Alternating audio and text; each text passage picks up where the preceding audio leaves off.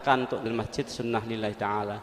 Dasipun pikantuk ganjaranipun pados elem, pikantuk ganjaranipun niat i'tikaf, pikantuk ganjaranipun silaturahim lan lintu-lintunipun napa sedaya menika pados ridhonipun Allah Subhanahu wa taala. Kula lanjutake ngaos sareng-sareng memahami setetes apa yang bisa kita fahami dari dawuhnya Allah Subhanahu wa taala. Sepindah malih keranten dawuhipun Allah, ilmu Allah itu la tuhsa, la yuhsa. Ilmunipun Allah niku tiada batasnya. Maka Allah dawuh, qul law kanal bahru midadan li kalimati rabbi lanafidal bahru qabla an tanfada kalimatu rabbi walau ji'na bimithlihi madada. Maka apa yang kita dapatkan ini ya hanya setetes yang dari ilmu Allah la yuhsa, yang tiada batasnya. Kita sampai pada suratul Baqarah ayat 89. Allah Subhanahu wa taala dawuh, a'udzu billahi minasyaitonir rajim. Bismillahirrahmanirrahim.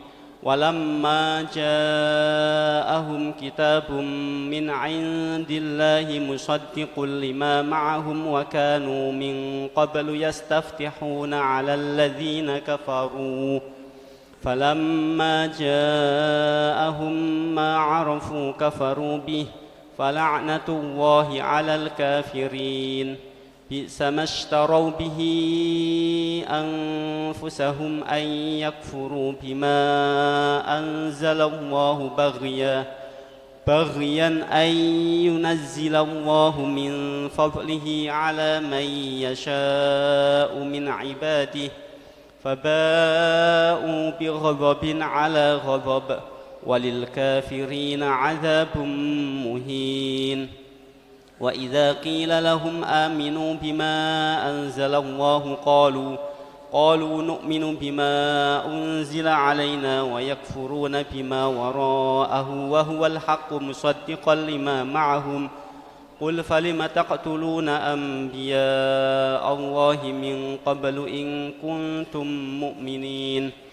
Dawuhipun Allah, walamma ja'ahum lan nalikane teka hum ing ahlul kitab apa kitabun kitab Al-Qur'an min indillah saking ngersanipun Allah musaddiqun kang benerake lima maring apa-apa ma'ahum kang ana ing dalem sertane ahlul kitab minat Taurati tegese Taurah. Ketika Al-Quran artosipun ketika Nabi Muhammad diutus oleh Allah, Nabi Muhammad mulai diutus nggih menika usia 40 tahun. Saat Nabi Muhammad diutus oleh Allah mendapatkan wahyu dari Allah, yang wahyu-wahyu itu semua membenarkan apa yang ada dalam kitab-kitab terdahulu, kitab Taurat, kitab Injil, kitab Zabur, secara usuluddin, secara inti menjalankan agamanya itu sama, yaitu mengesahkan Allah, wa'budullah wa la tusyriku bihi syai'a wa bil walidaini ihsana. Dengan orang tua diharuskan untuk bakti. Dan beberapa itu walaupun syariatnya dalam pelaksanaannya misalkan kayak puasanya, kalau umat Nabi Muhammad itu di bulan Ramadan, sholatnya kalau teng umat Nabi Muhammad menika 5 kali, yaitu subuh, zuhur, asar, maghrib, isya. Namun perintah sholat, perintah zakat, perintah haji itu semua itu ada sejak mulai Nabi Adam alaihissalam sampai kita. Maka Al-Quran ini membenarkan apa yang ada dalam kitab Taurah.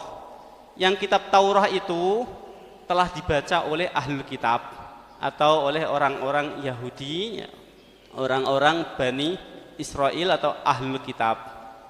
Wa kanu lan ana sapa ahlul kitab min qablu ing dalem saderengipun ai qabli majihi ing dalem sadurungipun rawuhipun Kanjeng Nabi Muhammad.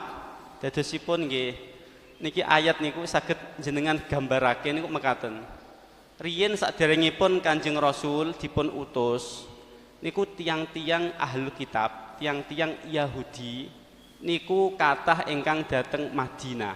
Madinah riyen naminipun boten Madinah, naminipun Yathrib mekaten.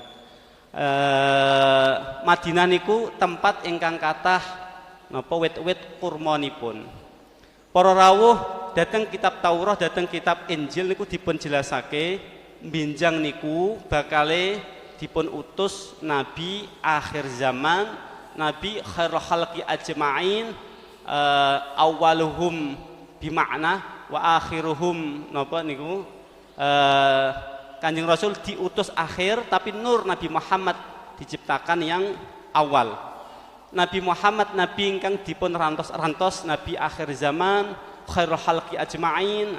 Sifat-sifatipun dipun jelasake sedaya dhateng kitab Taurat, dhateng kitab Injil. Di antaranipun benjang bakalipun netep dhateng tempat ingkang kathah wit-wit kurmanipun. Banjur dipadosi cara sakmangke nggih peta nggih, pemetaan nggih. Dipun temukan wonten tempat dhateng Yathrib menika. Mula saking menika kathah beberapa dari ahli kitab nggih. Keranten napa sejak Nabi Musa itu kan awalnya hidupnya di Mesir. Nabi Musa niku dipun rawat kalih Firaun. Tapi Nabi Musa piyantun ingkang suci ingkang maksum walaupun dirawat kalih tiyang ingkang kafir tetap dados tiyang ingkang sholih, nabi min ambiyaillah. Nabi Musa banjur diutus pindah saking Mesir menuju tenggene napa tenggene ingkang sakmangke dipun wastani Palestina atau daerah Syam makaten.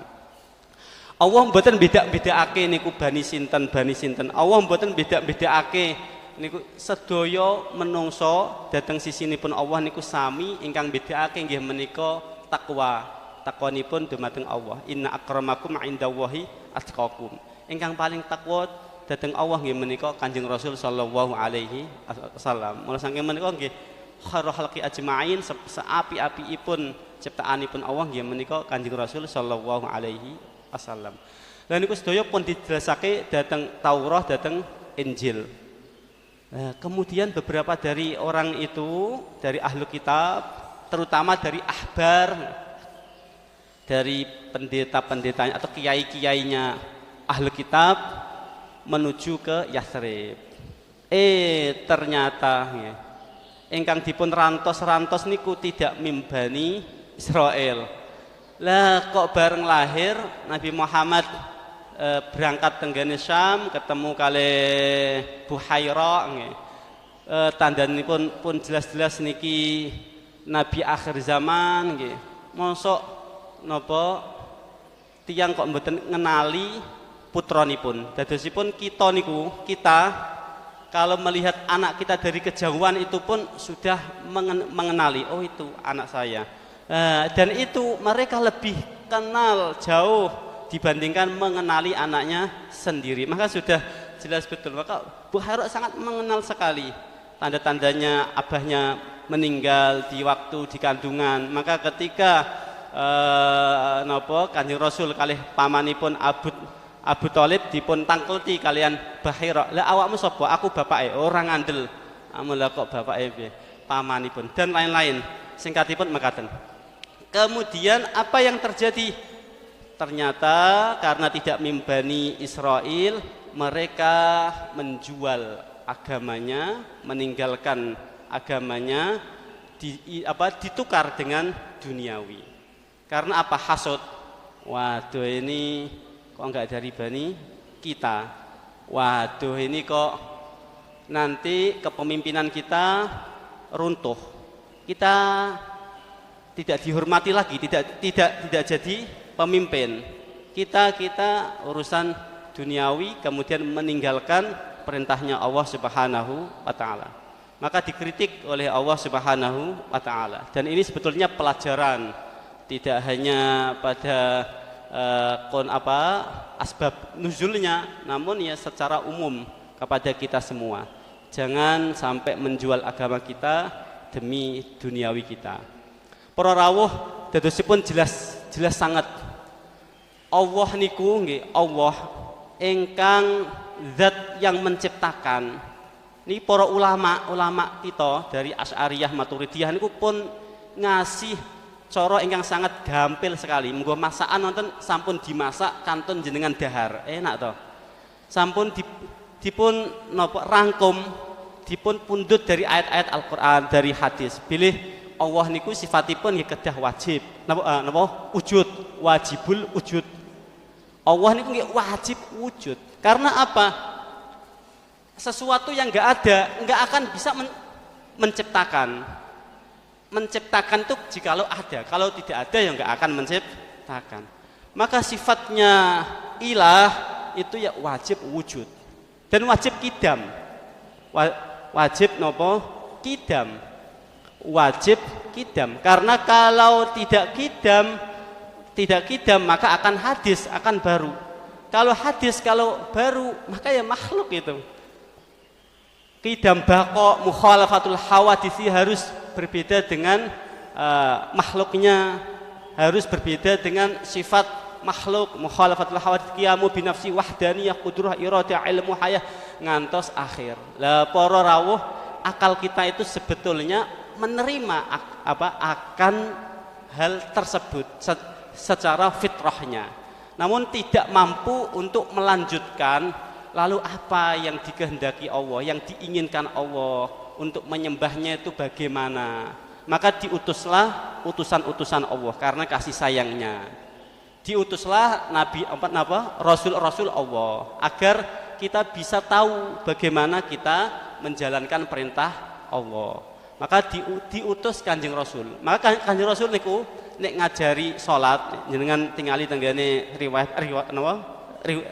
riwayat wonten ingkang pengen saged salat diutus Kanjeng Nabi wis nginep nang ngene kene sampai 3 dina. Amun nang ngene sof paling ngarep.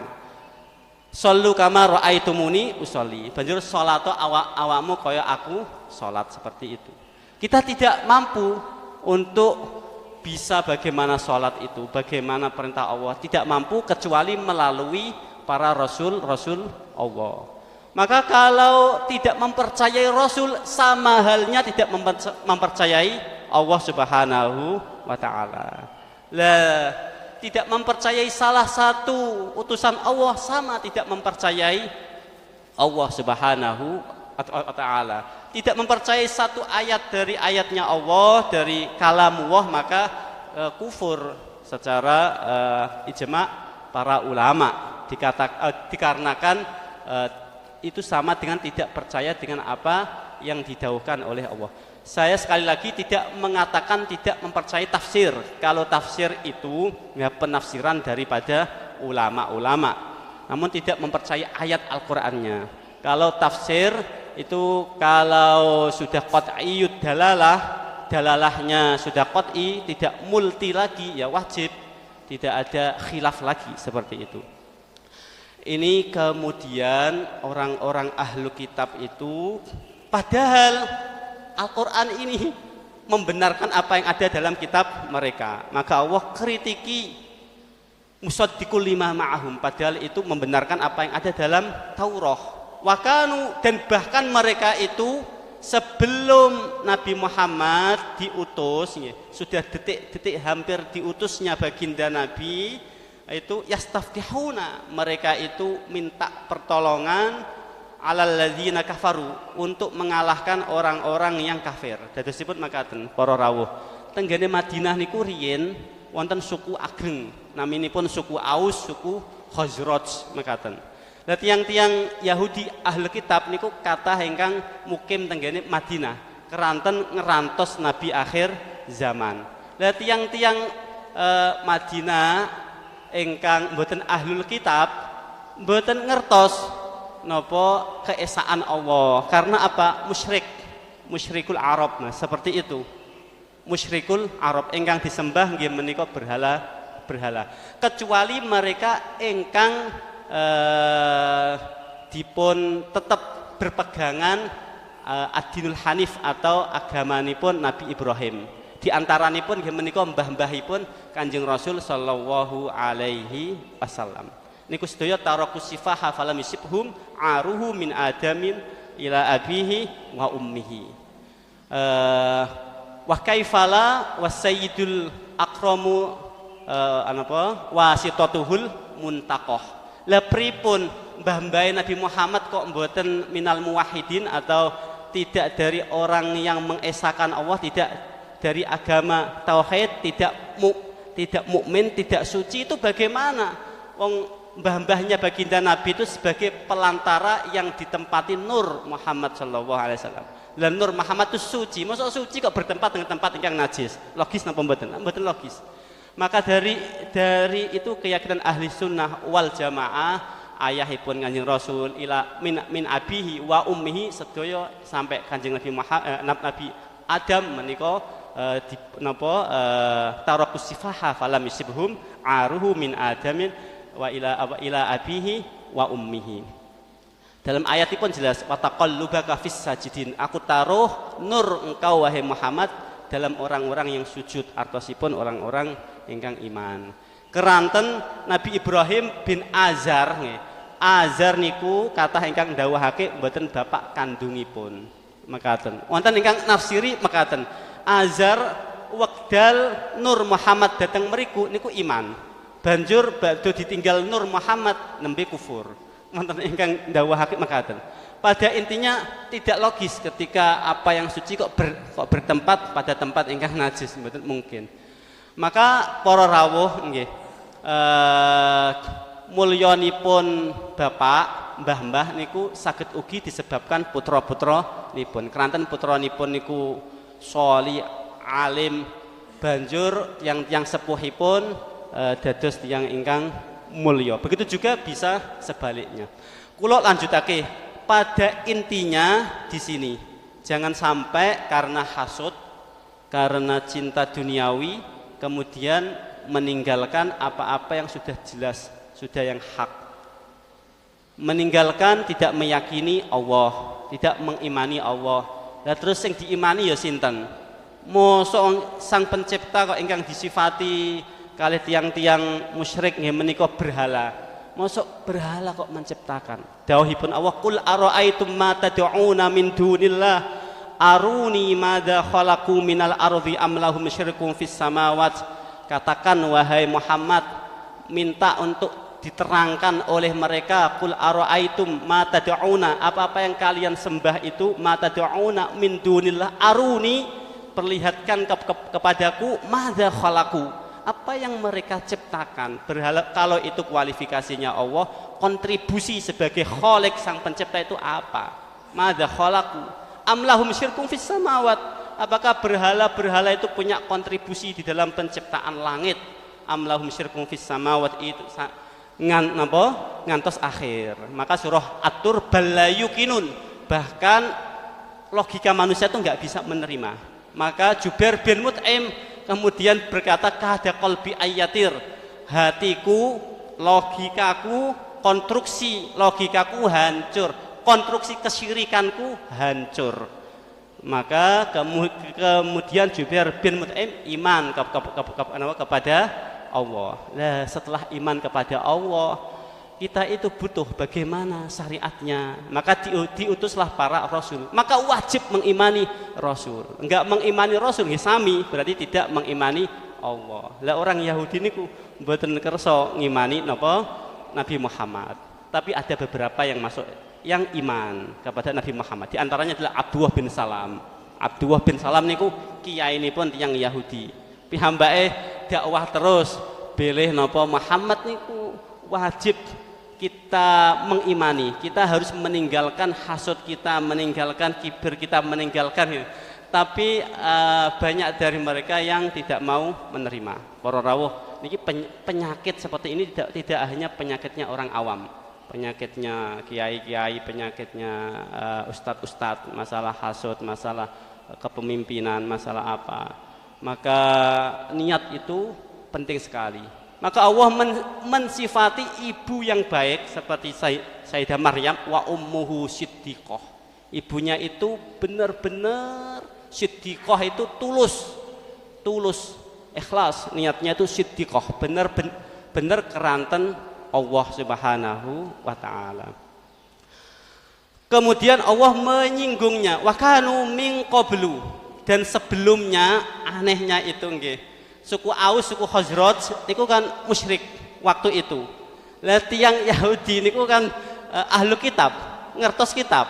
Kemudian dia itu berkata, besok itu ada hari pembalasan, an-naru hak, nar itu hak, wal jannatu hak, jannah itu hak, dan lain sebagainya. Kalau kamu tidak beriman, sebentar lagi akan diutus nabi akhir zaman. Aku mau ikut memerangi kalian semua seperti aku memerangi seperti diperanginya kaum Ad wa Iram, dan beberapa riwayat. Ternyata para rawuh ketika nabi akhir zaman dipun utus, yang iman malah dari napa Arab nggih menika dari Ansor, walaupun ada beberapa ingkang Arab mboten iman, kados napa Abu Jahal, Abu Lahab, ya nggih mboten.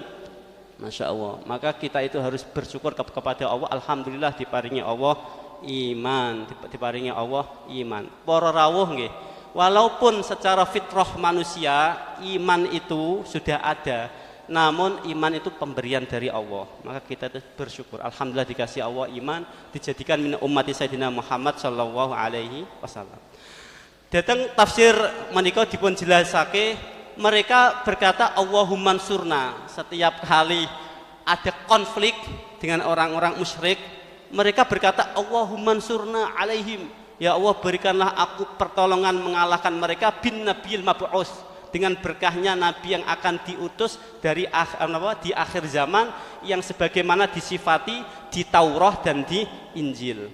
Tapi jawabannya setelah itu falam maja'ahum, mongko nalikane tekahum ing ahlu kitab apa arafu, kang wis padha ngerti sapa ahlu kitab nal haqi saking kebenaran, wa huwa bi'athatun nabi, nggih menika kautusipun Kanjeng Nabi, kafarubi, mereka justru malah ingkang kufur. Ya Allah, naudzubillah. Nggih. Dadosipun ini masalah hasud nggih, masalah kepemimpinan, masalah seperti itu harus ditanggalkan dulu. Hak-hak, mugi-mugi mawon kita senantiasa pikantuk taufik saking Allah.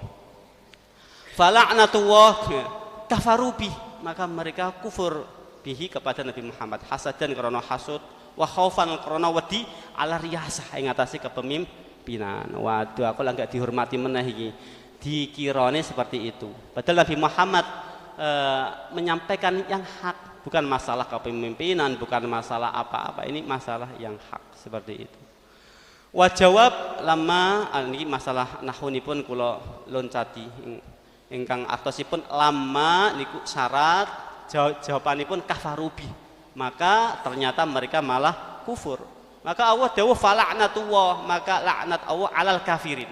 Allah mboten dawuh malih ala ahli kitab, tapi alal kafirin, ing atase tiyang ingkang kufur. Artosipun tidak ada perbedaan, entah itu ahli kitab, entah itu apa-apa, yang masalah itu tidak mau mengakui hak kebenaran. Maka Allah dawuh alal kafirin, ing atase tiyang ingkang kufur, laknat Allah. Bisa mastarau, Allah sangat mereka niku ngadol atau adol, dodolan, ngadol nggih, menjual bihi anfusahum, menjual dirinya, artinya bagiannya dari sawab, dari pahala, dari akhiratnya mereka jual. Ayyakfuru bima anzalallah, dengan mengkufuri apa yang diturunkan oleh Allah.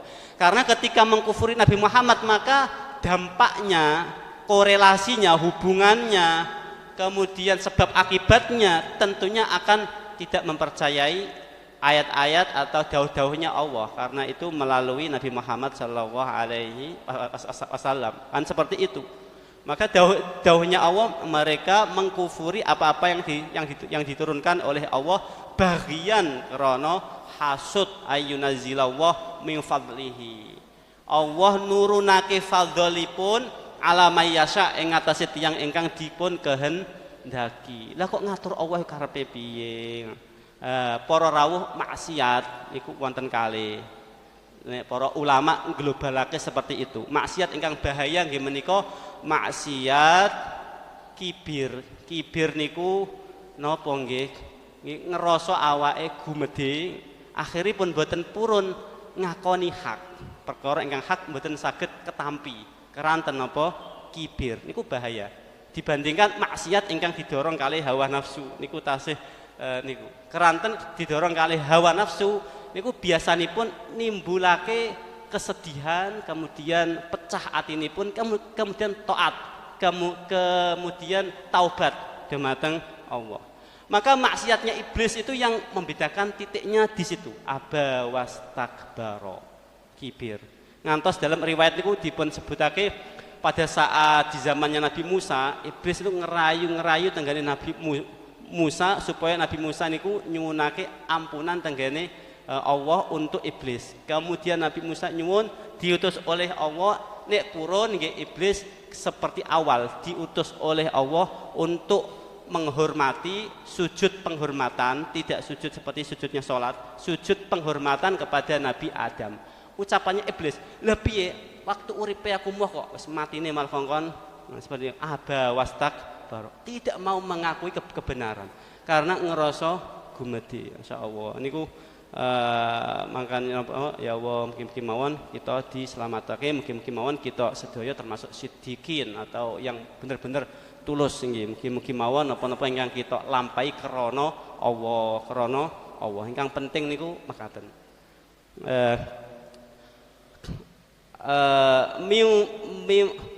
Min fadlihi, apakah mereka itu hasud terhadap fadlnya Allah yang Allah berikan ala mayyasha pada orang yang dikehendaki oleh Allah. Karena apa? Kibir itu napa nggih? Njupuk makome Allah seperti itu. Kan seperti itu. Lah kok karepe piye? Kok enggak sadar dirinya? Konstruksinya, dasar utamanya itu di situ. Manusia itu kibir itu diawali karena apa? Tidak sadar jati dirinya. Dawuhnya Allah itu seperti ini. Nahnu khalaqnakum falaula tusaddiqun nggih. Aku iku nyiptakno awakmu, piye kok awakmu kok ora percaya iku lho piye? Afara'aitum matumnun tenggane al-waqiah nggih. Wis saiki terangno apa-apa nggih sperma sing mbok pancarno iku. A antum takhluqunahu, apa to awakmu sing nyiptakno? Kan nggih mboten. Wong cemak sing pengen tok gitu. Pas lagi nafsune pengen kemudian keloni bojone kemudian metu spermane kan ngoten. Iso ta nyiptakno sperma kan mboten. A antum takhluqunahu am nahnul khaliqun. Nahnu qaddarna bainakumul mauta wa ma nahnu bimasbukin. Wis tak tetepno matimu kapan ma nahnu bimasbukin. Ora ana sing iso ngalahno aku. Ala an nubaddila amsalakum manusyakum fi ma la ta'lamun. Aku ya mampu tak ganti awakmu kabeh karo generasi berikutipun nggih mampu. Para rawuh niku sifatipun Allah. Allah niku nggih gadah kamal, kesempurnaan, jalal, keagungan lan welas seperti itu. Tapi ada jalal, ada keagungan. Memang itu ya namanya ilah khaliqul kaun seperti itu ya. Wajibnya seperti itu para rawuh. Lah konstruksi itu ketika batal ya batal semua. Kok iso sperma kok ya napa nek basa Jawanipun napa peteng napa niku nggih mleteng sangka sperma biyen ya gak ono. Maka itu njupuk makomipun Allah, masyaallah. Lah kok iso ngatur sak kersane Allah. Sinten ingkang dipun kersakake kalih Allah. Ya mugi-mugi mawon diparingi Allah ikhlas, diparingi Allah saged memahami napa ingkang tujuan utama dalam kehidupan kita. Pun yang menten ketinggalan nggih. Sekedik malih kirang 2 menit badhe niku kita tutup. Faba'u bi ghadabin ala ghadab. Maka mereka kembali dengan mendapatkan ghadab dari Allah. Itu tidak karena Allah itu menzalimi para rawuh, mboten. Karena apa? Seperti ini. Allah itu tidak membebani kecuali la yukallifullahu nafsan illa wus'aha, kecuali kemampuannya. Maka yang dibebani Allah itu sesuai dengan apa yang bisa, yang ikhtiar kita. Di luar itu tidak. Artinya seperti ini, ketika kita lupa, maka Rabbana la tu'akhidna in nasina au akhtana. Lupa nggih mboten napa-napa, jangan poso supe dahar setunggal piring, ngombe susu nggih, maem buah, kemudian baru ingat, maka puasanya tidak batal.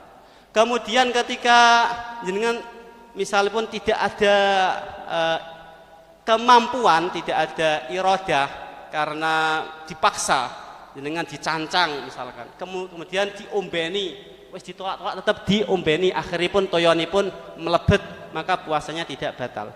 Nah ini dia tuh sadar, dia itu bisa memilih mana yang hak, mana yang batil, tapi dia tetap memilih karena memilih duniawi, karena hanya mengutamakan kedudukan di duniawi, hasud dan lain sebagainya, maka yang dia dapatkan ghadab dari Allah, walil kafirina adzabun muhin, dan begitu yang kang kafir azab ingkang pedih.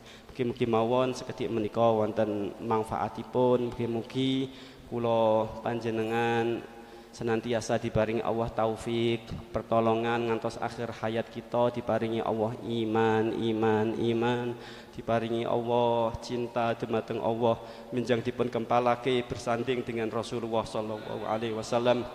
Dosa-dosa kita sedaya mugi-mugi dipun hapus, dipun sepunten kalih Allah, kesalahan kita dipun hapus kalih Allah, aib-aib kita dipun tutup kalih Allah, derajat kita dipun angkat kalih Allah, serta keluarga kita sedaya, anak cucu kita sedaya, bijahi Sayyidina Muhammad sallallahu alaihi wasallam. Rabbana inna nas'aluka ridhaka wal jannah, ya Allah kula nyuwun ridha panjenengan, wal jannah wa na'udzubika min sakhatika wan nar, kita nyuwun perlindungan saking bendu panjenengan, wan nar. Rabbana atina fid dunya hasanah fil akhirati hasanah wa qina adzabannar. Allahumma arzuqna fahman nabiyyin wa hifdzal mursalin wa ilhamal malaikatil muqarrabin. Sallallahu alaihi wasallam Muhammad wa alihi washabbihi baraka. Alhamdulillahi rabbil alamin. Bisirril Fatihah.